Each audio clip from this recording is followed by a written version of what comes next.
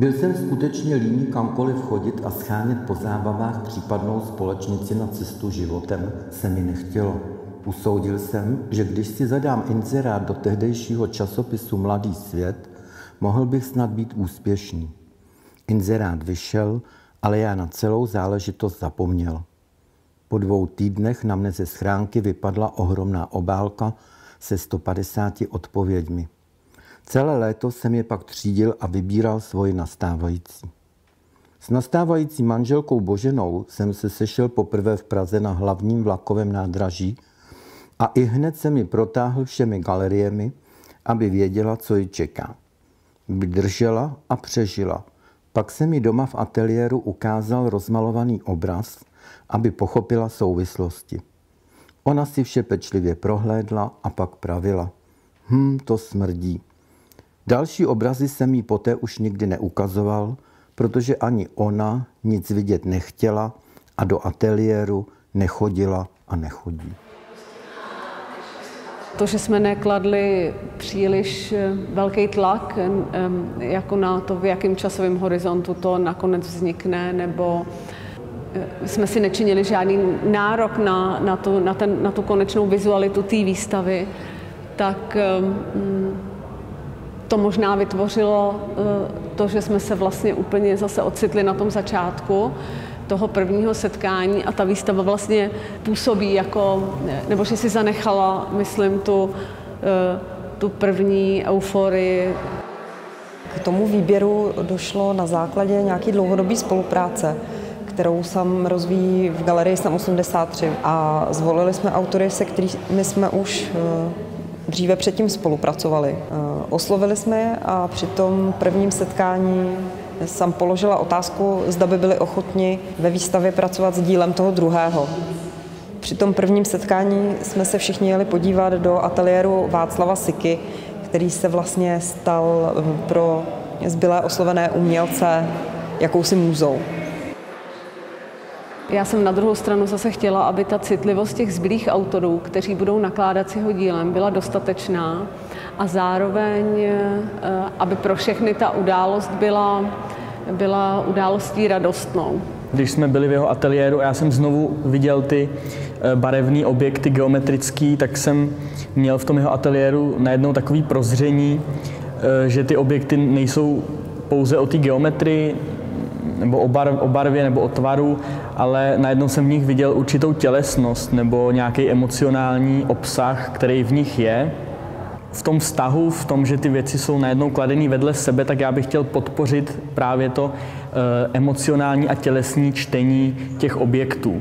To znamená, že Vašek mi dal úplně volnou ruku, řekl mi, vem si, co chceš. Já jsem si prostě vybral nějaký objekty, které mě bavily a pak jsem vymýšlel, jak by mohli interagovat s těma fotkama.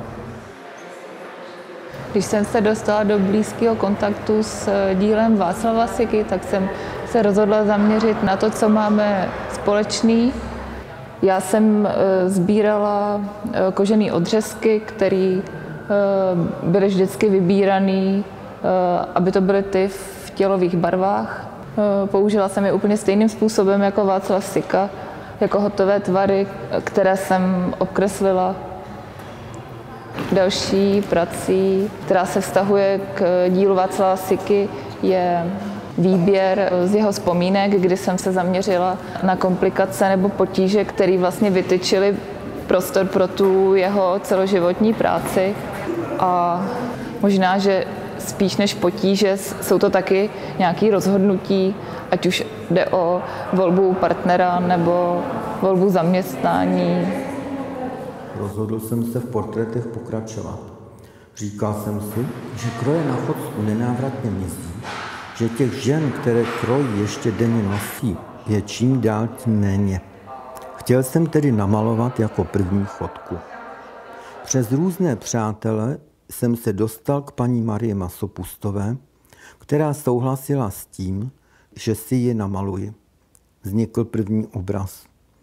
Domníval jsem se, že si oddychnu od geometrie, ale hluboce jsem se mýlil, protože paní Masopustová měla na sobě zástěru se stovkami natištěných čtverečků.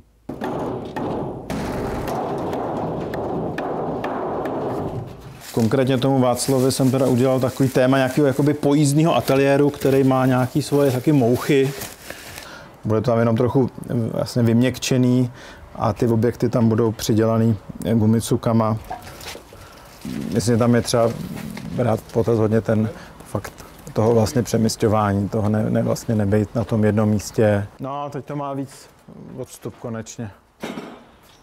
Ten, kdo vlastně měl jakoby nějakým způsobem zastřešit tu věc, tak tam jsem si myslela, že zvolím Honzu Fabiána, který vlastně se s nikým z autorů neznal. A to mně přišlo vlastně taky důležité, aby jsme zjistili, jestli je možný navázat vlastně úplně vztah jenom skrz tu práci s tím dílem a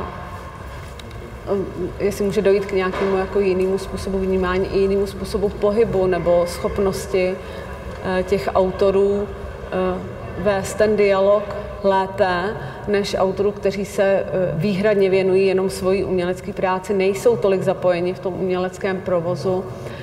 A nevím, jestli výsledek je, že ta schopnost je větší nebo menší. Vlastně si myslím, že se to musí projevit teda v nějakém dlouhodobějším horizontu, jestli se ta vzniklá přátelství udrží, ale pro tu konkrétní výstavu se vlastně potvrdilo, že to nadšení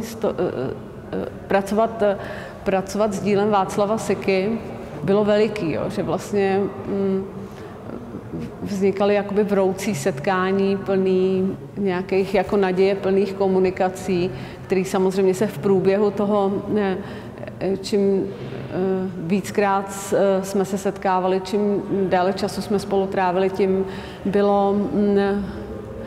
bylo víc to prostředí otevřený a začaly se utvářet první názorové různosti. Každý se držel svýho vlastního plánu, protože každý měl dost jako jasnou vizi, ale určitě jsme se obohatili jako tím dialogem, který proběhnul třeba na těch společných schůzkách.